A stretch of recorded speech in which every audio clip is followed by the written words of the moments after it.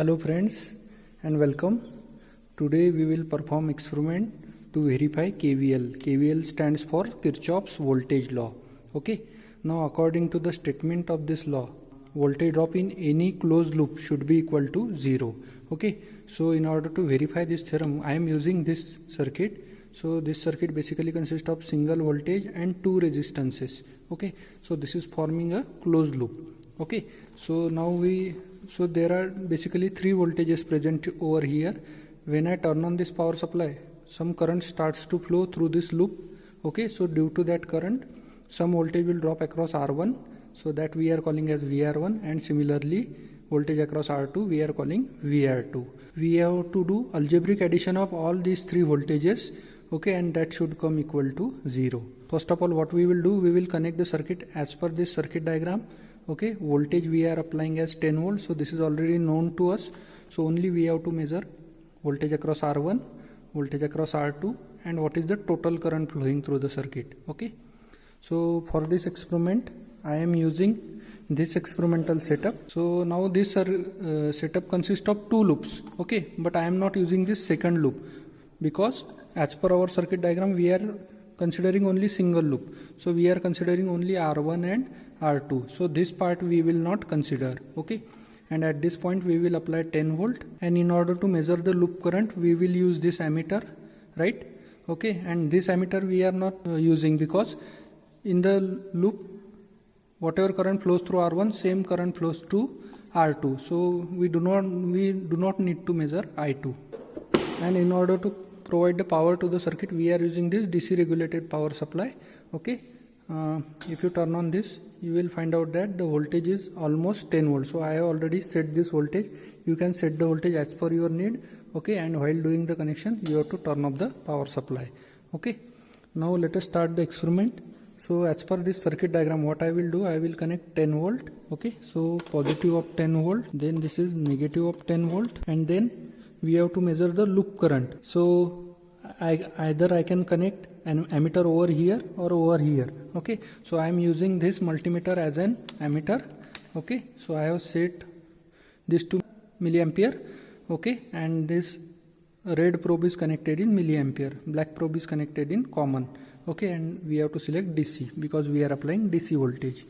Okay, and then what I will do, I will connect the positive of ammeter over here, negative of ammeter over here, so that what this ammeter will show the loop current flowing through this. Okay, so total current I can measure with the help of this ammeter. Okay, and since we are not using this ammeter, so we are shorting these two terminals, right?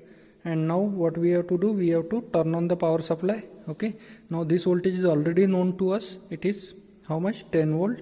Okay, now we will measure voltage across R1. So R1 is connected in between positive of voltage and positive of this ammeter. Okay, so we will connect voltmeter over here. We will get VR1. Similarly, we have to measure what? We have to measure VR2. So for that purpose, VR2 is connected in between this terminal and this terminal. So friends, first of all I will turn on the power supply. Now as soon as I turn on the power supply, I am getting some value of current flowing through this loop. This is almost 18 milliampere. Okay, so that is nothing but your total current. So we will note down this value. Okay, so friends, here you can see that we have noted this total current value. Okay, now we will measure the voltage across R1 and R2. So for that purpose we have to use another meter. So friends, we have measured the total current by using this ammeter. Now I will use another meter in order to measure the voltage between R1 and R2. Okay, so I will connect one terminal of voltmeter at this point because one end of R1 is connected here and another end is connected to the positive of this ammeter. So I will connect another end over here. So what I am getting on the multimeter, I am getting 3.1 volt. Okay, so that value we will note down. So I have already noted down that value. VR1 you are getting 3.1 volt. Okay, similarly we will measure VR2. So what is your VR2? VR2 is the voltage between this point and this point. Okay, so you can see that resistance, one end of resistance is connected over here. Okay, and another end is connected over here. So I will connect the multimeter in between these 2 points. So what I am getting? 6.9 volt. So we will note down this value. So friends, we have noted down the values of both voltages. VR1 you are getting 3.1 volt and VR2 6.9 volt. Okay. If you go along the current path, you are getting negative positive, then positive negative, positive negative, means these two voltages VR1 and VR2 are having opposite polarity as compared to this supply voltage. Okay, so if we do the algebraic addition, what we will get? 10 minus 3.1 volt minus 6.9 volt. Okay, so 10 minus 3.1 minus 6.9. If we do the calculation, what we will get? 0. So this indicates that algebraic sum of all the voltages in a closed path is always equal to 0. So this verifies our Kirchhoff's voltage law. Okay, and this is about demonstration part. Again we can verify this using calculation part. Okay, so friends, your demonstration part is already over and we have done some observations. Okay, now theoretically we have to calculate some values and we have to verify the KVL. So friends, first we will try to calculate the value of total current. Now what is your total current? Now according to Ohm's law, total current is total voltage divided by total resistance in the network. Okay, so what is the voltage you are applying here? Only 10 volt single voltage source we are connecting. And what is total resistance? R1 and R2 are connected in series. So R1 plus R2 you are getting. Okay, so put the values. So you are getting 3.18 milliampere. Okay, so write down this value over here. Now we know that our supply voltage is 10 volt. Okay, so no need to calculate, just we have to calculate the value of VR1 and VR2. Now if you look at the network, what happens? Supply voltage will get divided in between R1 and R2 because they are connected in series. So we can apply voltage divider rule over here to find out the value of VR1 and VR2. So by voltage divider rule, now you are calculating VR1. So VR1 is the voltage across R1. Okay, so we will take R1 in the numerator divided by total resistance. So R1 plus R2, and this is multiplied with total voltage. So total voltage is nothing but your supply voltage. Okay, so this is the equation for VR1. Similarly, what is the equation for VR2? It is measured across R2. So we have to write R2 in numerator divided by total resistance R1 plus R2. Okay, and this is multiplied with total voltage, that is nothing but your supply voltage. Now in both these equations, put the values of R1, R2 and supply voltage. We will get the values of VR1 and VR2. So we will get the equations in this way. Now calculate the values. So friends, after calculation, here you are getting 3.09 volt and here you are getting 6.90 volts.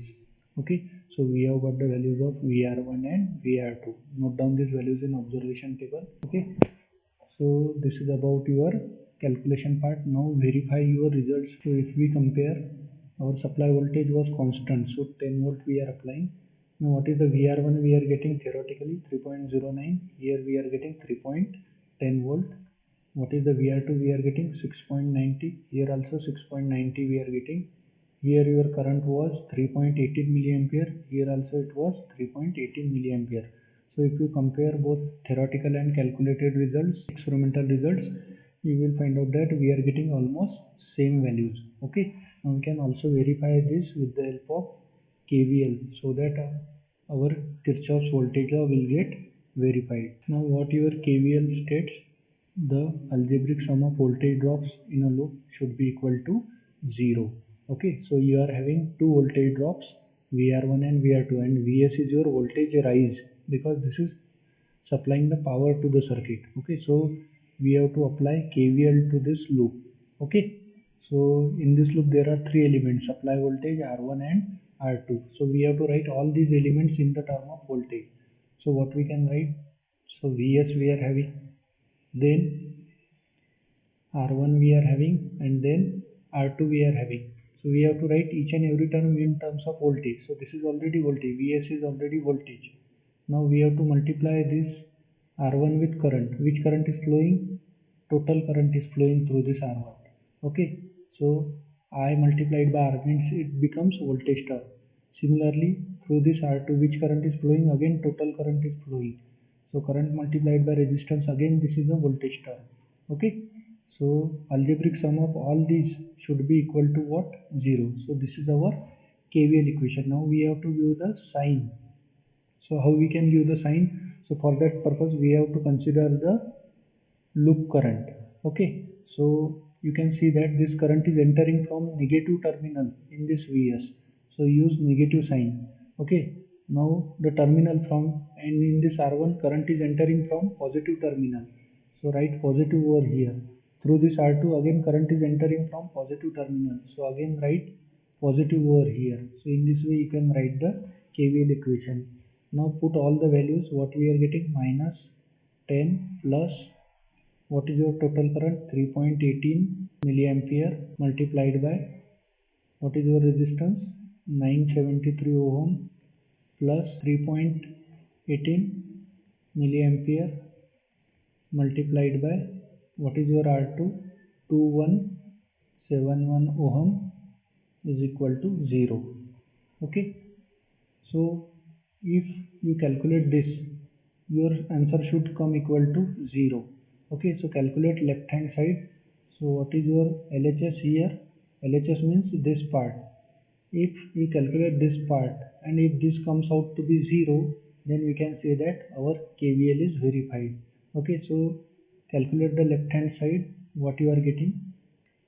So minus 10 plus 3.09 plus, if you calculate this, what you are getting? 6.90 we are getting. So if you add these two and if you subtract 10, you are getting almost 0. Means your LHS is equal to what? RHS. Okay, so this equation is satisfied.